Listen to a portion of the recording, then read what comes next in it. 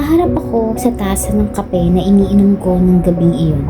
May isang tanong na bigla na lang pumasok sa isipan. Tanong na ang sagot ay hindi ko alam o napaghandaan. Sino ka pag walang nakatingin sa'yo?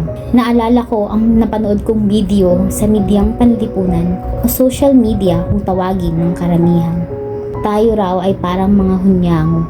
Hindi tayo literal na nagpapalit ng balat, bagkus ibinabagay natin ang pag-uugali sa uri ng tao o paligid na ginagalawan natin. Ito ay para maprotektahan ang sarili dahil sa takot na masaktan, magrabyado, maulit ang tromang pilit ibinabaon o mahulog ng tuluyan.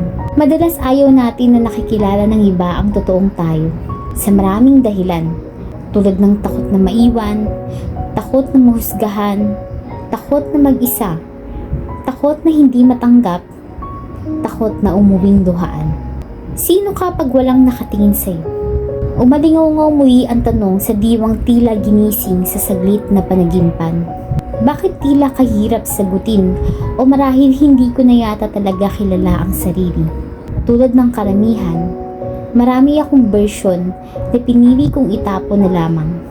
Nakibagay rin ako sa lipunan at piniling itago ang ilan sa iniisip at nararamdaman.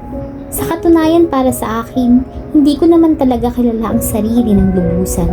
Dahil sa bawat lakbayin ng buhay, marami akong aral na natutunan. Hindi ko lang basta ito inaral. Ang iba dito ay aking sinasabuhay. Walang permanente sa mundo na ang tanging permanente lang ay ang pagbabago.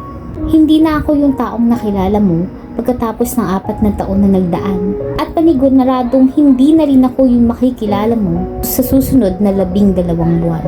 Kaya't may mga pagkakataon na nagugulat ang sarili. Pagkat may mga bagay pala na kaya kong gawin at gampanan, binabago tayo ng mga karanasan. Napagtanto ko rin habang sinusulat ko ang tulang ito, ngayon ko lamang napag-alayan ang sarili ng piyesa.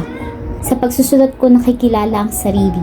Sa mga tula ko na ilalahad ang imahinasyong hindi mailarawan. Ang mga emosyon nito ang sumasalamin sa nararamdaman. Ako ay nagsusulat o lumilikha ng piyesa. Alipin ako ng sining at hindi ko ito maikakaila. Ako ay author o may akda. Ako ay manunulat kahit walang nakatingin o nakakakita. Aking isinara ang kwadernong hawak matapos lagukin ang huling patak ng isang tasang kape na dahilan ng lahat.